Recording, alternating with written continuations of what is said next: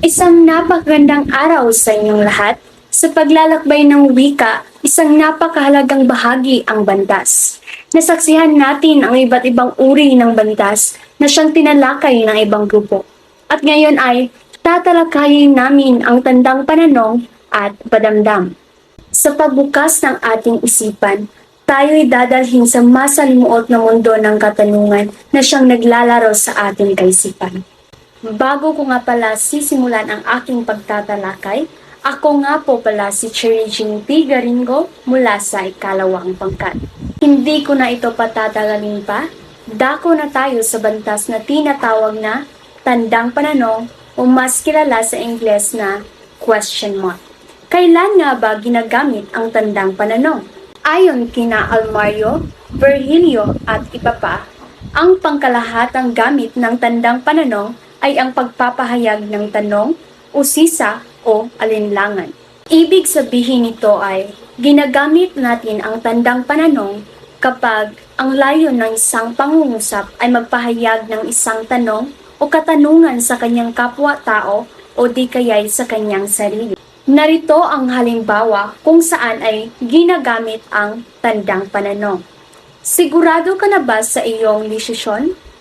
Sa pangungusap na ito, ay may dalawang taong nag-uusap kung saan ay tinatanong niya ang kanyang kapwa-tao kung sigurado na ba ito sa naging pa siya. Iyon ay isang halimbawa ng pagsasaad ng isang katanungan gamit ang tandang pananong. Ang tandang pananong ay ginagamit sa mga pangungusap na kadalasang nagsisimula sa ano, sino, paano, kailan, magkano, bakit at marami pang iba. Magandang araw sa ating lahat. Ako nga po pala si May Valerie Ibacuwak. So sa araw na ito, ang ating tatalakay ay tungkol sa mga tuwiran at di tuwirang tanong. Ano nga ba ang mga ito? So para mas maintindihan natin ang mga ito, isa-isahin natin itong bigyan ng kahulugan. Uunahin natin ang tuwiran na tanong. Ang tuwiran na tanong ay tawag sa tanong na mismo ang nagsasalita ang nagsabi na nasabing tanong.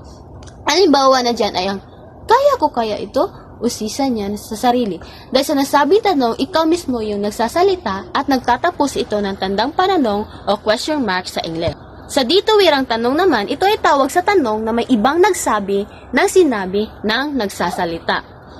At sa dituwirang tanong naman, ito ay hindi nilalagyan ng tandang pananong sa hulihan. Halimbawa na dyan ay, inusisa niya ang sarili kung kaya niya ito.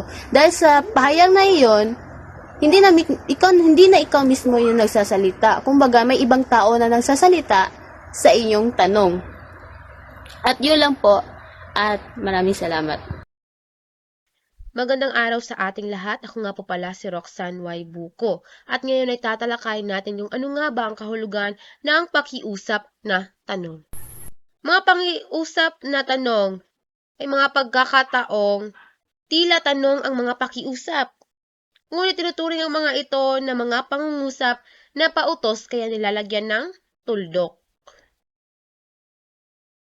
Ito rin ang nagsasaad ng pakiusap ng isang tao sa kanyang kinakausap, ngunit binubusisi muna sa pamamagitan ng tanong kung papayag ba ang kanyang kausap sa kanyang nais. Halimbawa lamang nito ay, maaari bang ikuha mo ako ng baso? Pangalawang halimbawa ay, maaari bang tulungan mo ako sa aking takdang aralin? Kung saan ay nagsasaad ng pakiusap na tanong. Yan lamang po at maraming salamat. Ang tandang pananong ay ginagamit din sa mga pangungusap na pakiusap. Gaya na lamang ng mga salitang maaari ba o pwede ba. Ang tandang pananong ay ginagamit sa hulihan ng pangungusap na ginagamit ang mga salitang ito. Gaya na lamang ng pangungusap na, maaari mo ba akong yakapin? O kaya, maaari mo bang ibalik mo sa akin ang aking pag-ibig?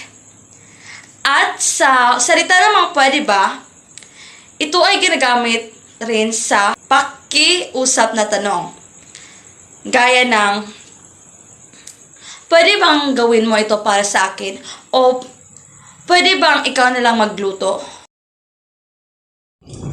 Hi, magandang hapon sa inyong lahat. Ako nga po pala si Joselito Sinsoro Jr. at ang aking tatalakayin ay ang tandang padamdam o exclamation point in English. Ginagamit ang tandang padamdam o exclamation point sa pagpapahayag ng dulot ng bugso ng damdamin, sakit, pahayag ng mapang-uyam. Ginagamit sa pagpapahayag ng damdamin gaya ng tuwa, gulat, sakit, at iba pa. Makikita ang simbolong tandang padamdam sa ulihang parte ng pangungusap o parirala. Yun lamang po at maraming salamat. Magandang araw sa lahat. Ngayon ay magbibigay ako ng mga halimbawa patungkol sa padamdam. Ngayon ay kailangan natin ng padamdam upang maipahayag natin ang ating mga emosyon ng wasto. Kagaya na lamang ng pagsasalita ng aray! Kung walang padamdam, ay maaaring aray lamang ito. Ngunit pag mayroong padamdam, maaaring may pahayag natin ito ng aray! Nasugatan ako! Diba? Iba pang mga halimbawa. Magsitigil kayo! Pangatlong halimbawa. Kay laki naman ang pinayat mo? Magandang araw po sa lahat. Ako po si Lordy Micanyete Culagbang at ang aking pong tatalakayin ngayon ay relasyon ng tandang padamdam sa iba pang bantas. Ang padamdam o exclamation point sa Ingles ay ginagamit upang ipakita ang matinding damdamin o diin sa isang pangungusap. Kapag ito ay ginagamit kasama ng iba pang mga panandang pangwika tulad ng tandang pananong at panipi, nagbibigay ito ng karagdagang kulay o diin sa kahulugan ng pangungusap. Halimbawa, hindi ko na kaya. Ang padamdam ay nasa loob ng panipi. Ang pangungusap na ito ay nagpapahayag ng matinding pagdurusa. Isa pang halimbawa nito ay ang pangungusap na hindi ako makapaniwala na ginawa mo iyon na nagtatapos sa tandang padamdam na nakapaloob sa panipi. Ang pangungusap na ito ay nagpapahiwatig ng sobrang pagkabigla o galit sa kilos ng isang tao. Ang pagsama-sama ng mga tandang pananong at iba pang mga marka ng panandang pangwika ay nagbibigay dagdag na bahagi sa tono at kahulugan ng pahayag at naglalagay ng diin sa damdamin ng nagsasalita. At dito po nagtatapos ang aking pag-uulat tungkol sa relasyon ng tandang padamdam sa iba pang bantas. Magandang araw po sa inyong lahat, lalo na sa aming guro na si Binibining Amarante. Ako po ay si Christian Jude A. Capuno at ako ay mag-uulat tungkol sa iwasan ang doble o higit pa sa isang padamdam. Sa mga formal na sulatin, hindi gumagamit ng higit pa sa isang padamdam sa mga pahayag o pangungusap. Kinakailangan ang disiplinang ito upang magpahayag sa pinakamaikli ngunit sa pinakamalinaw na paraan. Sa mga slogan, karaniwang dinadamihan ang mga padamdam upang ipahiwatig ang marubdob na saloobin. Iniiwasan natin ang paggamit ng napakaraming padamdam, kagaya lamang ng pasneya. Gayunpaman, kung ito'y kinakailangan, ay maaari natin itong gamitin, kagaya na lamang ng welga, welga, welga. At iyon lamang po ang aking parte sa pag-uulat. Maraming salamat.